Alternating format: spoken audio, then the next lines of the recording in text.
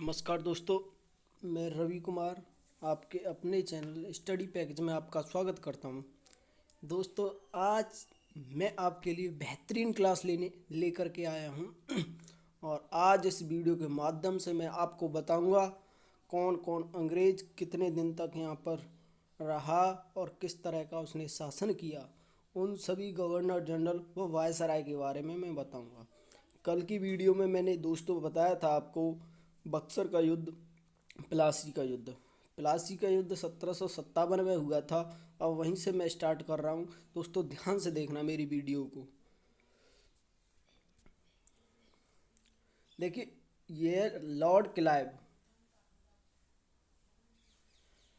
जो कि बंगाल का प्रथम गवर्नर बना था।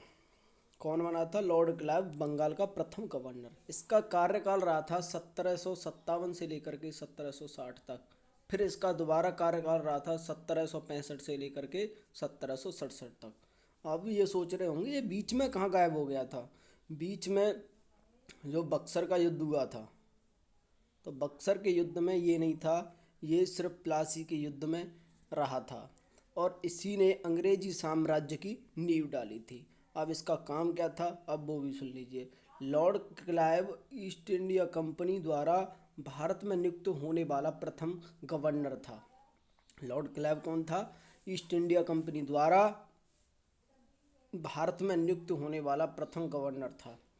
ईस्ट इंडिया कंपनी ने 1757 में बंगाल का गवर्नर नियुक्त किया। लॉर्ड क्लाइव को भारत में अंग्रेजी शासक का जन्मदाता कहा जाता है। यानी अंग्रेजी शासक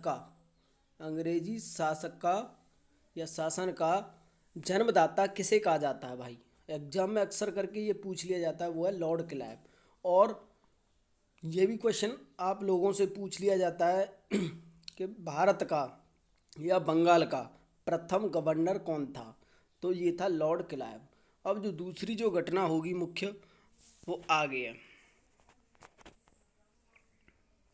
इसने क्या क्या कार्य किए अब वो भी देख लीजिए।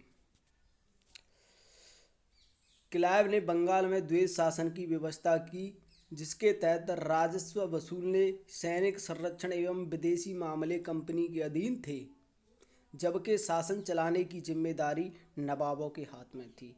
यानी कि सिर्फ शासन ही चला सकते थे नवाब और सब कुछ अंग्रेजों का था। जैसे राजस्व वसूलने का अधिकार अंग्रेजों का था, सैनिक संरक्षण अंग्रेजों का था एवं विदेशी मामले भी अंग्रेजों के थे। ऐसी ये नीति लेकर के आया था भारत में। क्लाइव के बाद द्वैध शासन के दौरान वेरेस्टल्स 1767 से 1779 उनहत्तर और कार्टियर 1769 से 1772 बंगाल के गवर्नर रहे। इन लोगों से हमें कोई मतलब नहीं है, ना ही ये एग्जाम में ऐसी चीज़ें पूछी जाती हैं। अब आगे जो मुख्य घटना है वो 1757 का प्लासी का युद्ध भी लॉर्ड क्लाइव के नेतृत्व में लड़ा गया था। यानी 1757 का जो प्लासी का युद्ध था वो किसके नेतृत्व में लड़ा गया था? Lord Clive. और किस किस के बीच हुआ था? ये सिराजुद्दौला और लॉर्ड क्लाइव के बीच हुआ था, जिसमें मीर जाफर ने सिराजुद्दौला को धोखा दे दिया था। अब अगला जो आ रहा है वो है वॉरेन हेस्टिंग।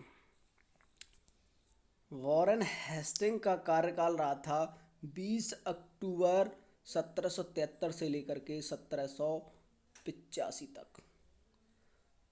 अब इन भाई साहब के क्या क्या कार्य थे भाई? 1773 में रेगुलेटिंग एक्ट के द्वारा वॉरेन हेस्टिंग को बंगाल का प्रथम गवर्नर जनरल बनाया था। लॉर्ड क्लाइव कौन था? गवर्नर था। और ये कौन है? Governor general. यानी कि इसके पीछे जनरल और लग गया। ये कौन है? Warren Hasting. अब इसने क्या क्या किया? जिसने बंगाल में स्थापित द्वैध शासन प्रथा को समाप्त कर दिया। द्वैध शासन प्रथा को इसने समाप्त कर दिया एवं प्रत्येक जिले में फौजदारी एवं दीवानी अदालतों की स्थापना की। इसका कार्य ये रहा था यहाँ पे।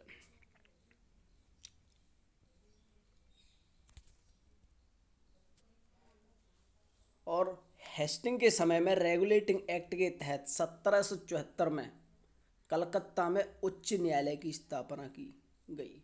कलकत्ता में उच्च न्यायालय की स्थापना किसके शासनकाल में की गई? ये भाई साहब वॉरेन हेस्टिंग ही था, जिसके कार्यकाल में कलकत्ता में उच्च न्यायालय की स्थापना की गई। अब हेस्टिंग ने बंगाली ब्राह्मण नंद कुमार पर झूठा आरोप लगाकर न्याय से फांसी की सजा दिलाई। देख लीजिए, ये थी इन लोगों की रणनीति। यानी कि पहला उच्च न्यायालय स्थापित किया था और एक ब्राह्मण था बेचारा जो कि निर्दोष था, और उसे झूठे आरोप में फंसा करके उसे फांसी की सजा दे दी कि भाई हमारा कार्य सही चल रहा है या गलत चल रहा है, यानी इससे किसी को न्याय मिलेगा या नहीं मिलेगा। और न्याय तो पहले ही ऐसा दे दिया कि गलत आरोप में नंद कुमार को फंसा दिया और उसे फांसी दे दी। अब प्रथम आंग्ल मराठा युद्ध वॉरेन हेस्टिंग के समय में ही लड़ा गया था। यानी प्रथम जो आंग्ल मराठा युद्ध था वॉरेन हेस्टिंग के समय में भी लड़ा गया था। प्रथम आंग्ल मराठा युद्ध 1775 से लेकर के 1782 ईस्वी तक चला। 1775 से लेकर के 1782 ईस्वी तक चला, जो सलवाई की संधि 1782 ईस्वी से समाप्त हुआ था। एवं द्वितीय आंग्ल मैसूर युद्ध 1780 से लेकर के 1784 ईस्वी तक चला, जो कि मंगलौर की संधि 1784 ईस्वी के द्वारा समाप्त हुआ। यानी कि दो युद्ध हुए थे इसके शासनकाल में। एक आंग्ल मराठा युद्ध 1775 से 1782 और दूसरा द्वितीय आंग्ल मराठा युद्ध 1780 से लेकर के 1784 तक हुआ था, जो कि मंगलौर की संधि 1784 के द्वारा समाप्त किया गया था। अब ये करता क्या आगे, हेस्टिंग के समय में 1784 ईस्वी को एसोएटिक सोसाइटी ऑफ बंगाल, भाई साहब बहुत ही ज़्यादा इम्पोर्टेंट चीज़ है ये, इस पर बिल्कुल ही स्टार बना लीजिए, जो कि एसोसिएट सोसाइटी ऑफ बंगाल की स्थापना किसके शासनकाल में हुई? ये वॉरेन हेस्टिंग के शासनकाल में हुई थी। किसके शासनकाल में हुई थी? वॉरेन हेस्टिंग के शासनकाल में हुई थी। और ये कहाँ पर पड़ती है? ये बंगाल में पड़ती है, एसोसिएटिक सोसाइटी ऑफ बंगाल। वैसे भी बंगाली आ रहा है पीछे। और ये कहाँ है? कोलकाता में। हेस्टिंग के समय में ही बोर्ड ऑफ रेवेन्यू की स्थापना हुई। यानी बोर्ड ऑफ रेवेन्यू की स्थापना वॉरेन हेस्टिंग के समय में हुई। और अगला जो पॉइंट है वो है हेस्टिंग ने 1781 में कलकत्ता में प्रथम मदरसा की स्थापना की। अब ये करना क्या चाह रहा था? ये सोच रहा था कि भाई मुस्लिमों से दोस्ती हो जाएगी अगर मैं मदरसा की स्थापना कर दूं तो वॉरेन हेस्टिंग ने 1781 में सबसे पहले प्रथम मदरसा की, कलकत्ता में प्रथम मदरसा की स्थापना कर दी। और दूसरा था हेस्टिंग के समय में 1782 में जोनाथन टंकन ने बनारस में संस्कृत विद्यालय की स्थापना की। संस्कृत विद्यालय की स्थापना जोनाथन टंकन के कहने पर वॉरेन हेस्टिंग ने बनारस में स्थापना करवाई थी। अब होता क्या है दोस्तों, आगे आगे हुआ ये, एक एक्ट पारित हुआ था जिस एक्ट का नाम था पिट्स इंडिया एक्ट। तो ये किसके समय में पारित हुआ था? ये वॉरेन हेस्टिंग के समय में पारित हुआ था, पिट्स इंडिया एक्ट, जिसके द्वारा बोर्ड ऑफ कंट्रोल की स्थापना हुई। जिसके द्वारा बोर्ड ऑफ कंट्रोल की स्थापना हुई। भाई हम किस तरह से भारतीयों पर कंट्रोल कर सकते हैं। और 1785 ईस्वी में इंग्लैंड पहुंच गया। यानी कि ये अब क्या करता है, ये यहाँ से चला जाता है और इंग्लैंड पहुंच जाता है। तो वर्क द्वारा उसके ऊपर महाभियोग लगाया गया। यानी कि ये एक अच्छा इंसान था वॉरेन हेस्टिंग, इसने काम काफ़ी अच्छे किए थे, इसलिए बर्क ने इस पर महाभियोग चलाया था। और ब्रिटिश पार्लियामेंट में यह महाभियोग 1788 ईस्वी से 1795 ईस्वी तक चला, परंतु अंत में उसे आरोपों से मुक्त कर दिया गया। एग्जाम में अगर पूछ ले कि ऐसा कौन सा गवर्नर जनरल था जिस पर महाभियोग चला गया था, तो वो कौन था? Warren Hasting. कौन था वो? वॉरेन हेस्टिंग था। अब आगे का जो आएगा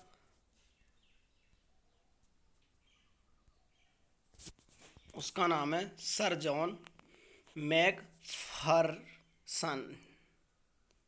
अब इसका शासनकाल दोस्तों 1785 से लेकर के 1786, यानी मात्र एक साल तक रहा था। इसका कोई ज़्यादा कार्य नहीं रहा है। इसने अस्थाई गवर्नर जनरल की नियुक्ति की, यानी कि ये एक अस्थाई गवर्नर जनरल था। इसे छोड़ देना, बिल्कुल भी ध्यान मत दो, कोई टेंशन लेने की कोई बात नहीं है। लेकिन जो लॉर्ड कॉर्नवालिस है ये बड़ा ही इम्पोर्टेंट व्यक्ति है, लॉर्ड कॉर्नवालिस। इसका कार्यकाल रहा था 1786 से लेकर के 1793 तक। इसकी जो मुख्य घटना थी, इसकी मुख्य घटना है इस तरह से कि भाई ये व्यक्ति बहुत ही ज़बरदस्त था।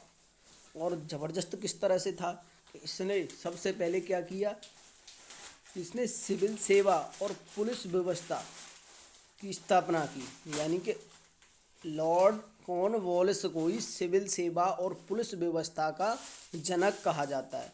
अगर आपसे पूछ लिया जाए कि सिविल सेवा और पुलिस व्यवस्था का जनक किसे कहा जाता है, तो वो कौन था, लॉर्ड कॉर्नवालिस था। अब देखते हैं दोस्तों, अब इसने सिविल सेवा और पुलिस व्यवस्था की स्थापना तो कर दी, लेकिन इसकी परीक्षा का जनक किसे कहा जाता है, वो लॉर्ड डलहौजी था। आगे की बात यह है कि इसके समय में जिले के समस्त अधिकारी जिला कलेक्टर के हाथों में दे दिए गए। और कॉर्नवालिस के समय में 1790 से 1792 में तृतीय आंग्ला मैसूर युद्ध हुआ था। और 1793 में कॉर्नवालिस ने बंगाल, बिहार और उड़ीसा में भूमि कर से संबंधित स्थायी बंदोबस्त पद्धति लागू की। ये बड़ा इम्पोर्टेंट है कि स्थायी बंदोबस्त पद्धति किसने लागू की और कब की। तो 1793 में कॉर्नवालिस ने स्थायी बंदोबस्त पद्धति लागू की, जिसके तहत जमींदारों की अब भूमि राजस्व का लगभग 90% कंपनी को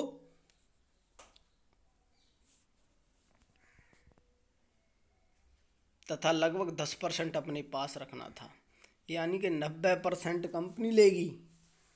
यानी कि अगर आपके पास 100 बीघा खेत है तो 90 बीघा खेत को माल कंपनी ले जाएगी और 10 बीघा खेत का माल आपके पास रह जाएगा। वाह क्या बात है भाई, कॉर्नवालिस मान गई तुझे तुम, क्या ज़बरदस्त व्यक्ति है तू।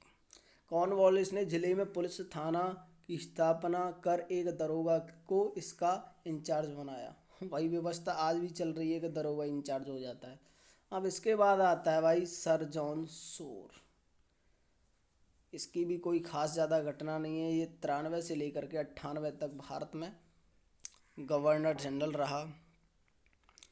और गवर्नर जनरल होने के साथ साथ इसकी जो मुख्य घटना थी वो थी हस्तक्षेप नीति तथा खारदा का युद्ध।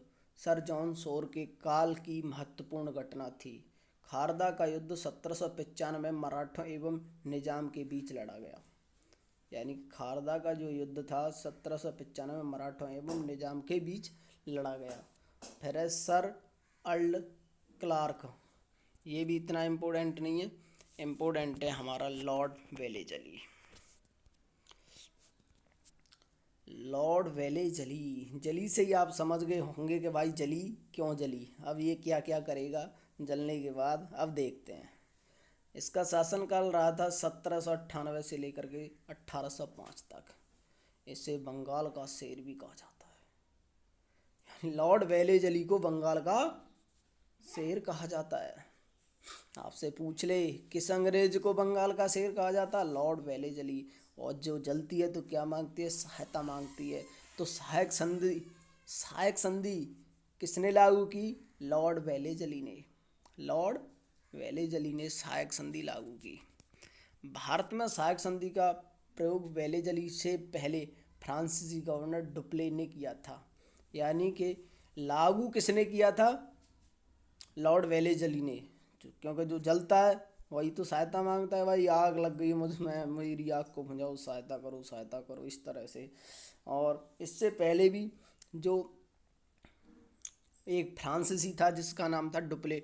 भाई साहब डुप्ले बहुत ज़बरदस्त आदमी था। इनको इतना कूटा था, बहुत ही ज़्यादा, अंग्रेज़ों से भी ज़्यादा शक्तिशाली था डुप्ले।